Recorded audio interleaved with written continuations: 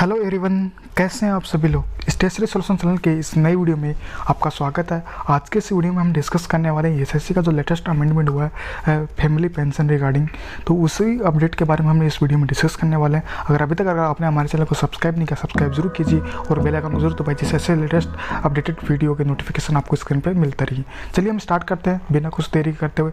तो जो latest notification आपको जारी किया गया 29 को भी जारी किया गया था, फिर एक अभी जो अमेंडमेंट किया गया एसएससी ने आईपीएस की सामाजिक सुरक्षा के दायरे को बढ़ाते हुए एक नई विशेष लाभ योजना का प्रावधान किया।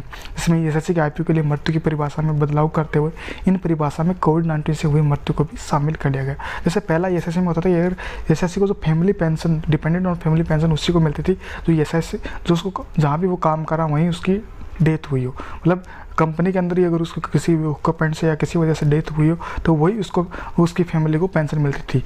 तो और जो डिसेबल्ड एम्प्लॉय होता था उसको भी पेंशन मिलती थी, वो भी अगर किसी कंपनी के कारण हुई, कंपनी के अंदर अगर उसका डिसेबल्ड हुआ तो ही उसको फैमिली पेंशन मिलती थी। तो कोविड-19 को इसमें कवर नहीं किया गया था। अभी रिसेंटली 29 मई को प्रेस कॉन्फ्रेंस रिलीज़ किए जिसमें जो कोविड की वजह से डेथ हुई उनको भी कवर कर लिया गया। तो ये एक अच्छी खबर है। तो इस प्रावधान से आईपीएस के आश्रित यानी पत्नी और माँ एवं जो बच्चे हैं उनके आईपी को कोविड-19 के कारण हुई मृत्यु की दशा में एसएससी द्वारा दिए जाने वाले सभी लाभ मिलेंगे, जैसे वर्तमान एवरेज वेज के 90% की दर से पेंशन एवं अन्य मृत्यु लाभ मिलेगा। अब जिसमें इसके जो आश्रित पेंशन है, जो डिपेंडेंट पेरेंट्स हैं या उसकी वाइफ है या वो बच्चे, तो उन सभी को पेंशन मिलेगी। अब पेंशन के हिसाब से मिलेगी, जैसे उसकी शादी हो रखी है तो उसको वाइफ को मिलेगी और उसके बच्चों को मिलेगी। बच्चों को मिलेगी वो 25 साल तक की एज तक की मिलेगा।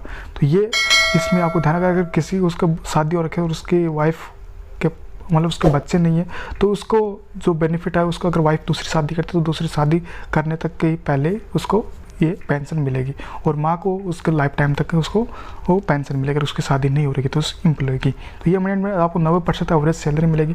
90% एवरेज सैलरी का मीन्स है कि आपकी जैसे 10,000 रुपये सैलरी है तो आपको मंथली 9,000 रुपये आपको सैलरी ये एसएससी की तरफ से मंथली पेंशन के थ्रू मिलेगी। तो इंपॉर्टेंट अपडेट है क्योंकि एसएससी में सैलरी में जो कॉन्ट्रीब्यूशन है वो बहुत ज़्यादा मिलता है, जिससे पीएफ से भी ज़्यादा, क्योंकि पीएफ में मिनिमम 1,000-2,000 होते हैं, एसएससी में आपका 9,000 रुपये मतलब आपकी सैलरी के 90% एवरेज का देता है। तो ये बहुत ही अच्छा बेनिफिट है।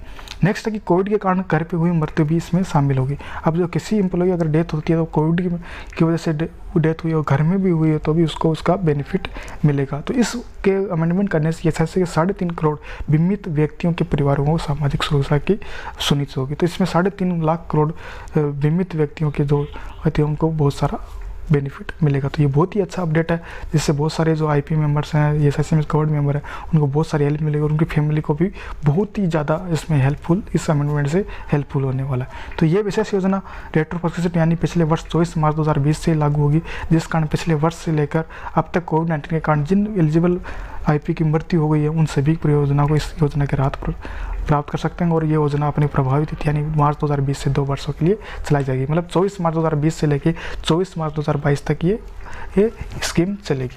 तो ये 2 साल तक के लिए, क्योंकि जो कोविड-19 की वजह से किया गया है इसलिए ये 2 साल के लिए ही मान्य होगी। तो 24 मार्च 2020 से जिसकी डेथ हुई है, 24 के अंदर जो भी डेथ हुई है तो सभी उसके डिपेंडेंट फैमिली पेंशन को ये पूरा लाभ मिलेगा। तो ये मैंने अब इसके लिए क्या करना पड़ेगा, आज प्रेस कॉन्फ्रेंस 30 मई 2000 को जारी की गई, जिसमें लेबर मिनिस्टर सोशल सिक्योरिटी में जो भी कवर होते हैं पीएफएसआई के बारे में उनको बताया कि अगर किसी कोविड-19 की वजह से डेथ होती है तो ये पीएफ और एसआई की तरफ से ये बेनिफिट प्रोवाइड कर जाएंगे। तो मैंने पीएफ में ऑलरेडी आपको बता रहा है कि ये ढलाई का मिनिमम 6 लाख से करके जो मैक्सिमम 7 लाख कर दिया, मिनिमम 2.5 लाख रुपये कर दिया। तो मैंने उस पर ऑलरेडी पूरा प्रोसेस और वीडियो सब बनाया हो, तो आप मैं डिस्क्रिप्शन में लिंक दे दूँगा जहाँ से आप देख के चेक कर सकते हैं। अब जो नेक्स्ट इसमें जो अमेंडमेंट है फिर कि अब जो प्रेस कॉन्फ्रेंस आज जारी की है उसमें ये है कि आपका कंट्रीब्यूशन आपको एसआईसी में आपका 70 दिन का होना चाहिए और मिनिमम 3 दिन ज्वाइनिंग आपके, मतलब 3 मंथ आपका वर्किंग होना चाहिए। अगर 3 मंथ वर्किंग करो तभी आपका 78 डेज का कंट्रीब्यूशन आपके वहाँ पे शो होगा। तो ये आपको ध्यान रखना है कि इसका बेनिफिट एलिजिबिलिटी क्राइटेरिया क्या है, तभी आप उसके लिए बेनिफिट ले पाओगे। अब इसमें कि to support the family insured person IP under the SSC scheme it has been decide the all depend family member IP who have been registered in the online portal of SSC period diagnosis of COVID-19 disease subsequent death due to the disease, we will be entitled to receive the same benefit and in the same received of the depends on insured person who die is a result employment injury subject to the following eligibility conditions। तो और family को support करने के insurance person को online portal पे update होना चाहिए। उसके सभी डिटेल्स, फैमिली की डिटेल्स, नॉमिनी जो एसएससी कार्ड अपडेट करते हैं तो उसमें नॉमिनी डिटेल आती है, वो आपको अपडेट प्रॉपर तरीके से अपडेट होना चाहिए। तो उसका पूरा, अगर उसकी डेथ इन कोविड की वजह से वो रीज़न भी ऑनलाइन ही उसका अपडेट होना चाहिए। अब इसमें कंडीशन, कुछ एलिजिबिलिटी कंडीशन रखी है। फर्स्ट है कि the IP must have been registered on the SSC online portal at least 3 months prior of the diagnosis of COVID disease resulting in death.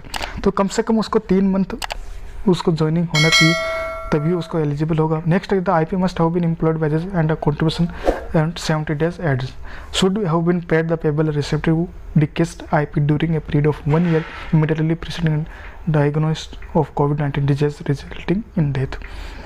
तो ये कि आपको कम से कम आपको SSC में 3 साल तक का आपका कॉन्ट्रीब्यूशन, मतलब सॉरी 3 महीने तक आपका कॉन्ट्रीब्यूशन जमा होना चाहिए। 3 महीने में 90 days होते हैं, 90 days में आपका 70 days का आपको पेबल कंपाउंड, मतलब आपका 70 days आपको परसेंट होना चाहिए और उस दिन की सैलरी आपको पे हुई है, तो तभी आपको ये बेनिफिट मिल पाएगा, मतलब आपकी फैमिली को बेनिफिट मिल पाएगा।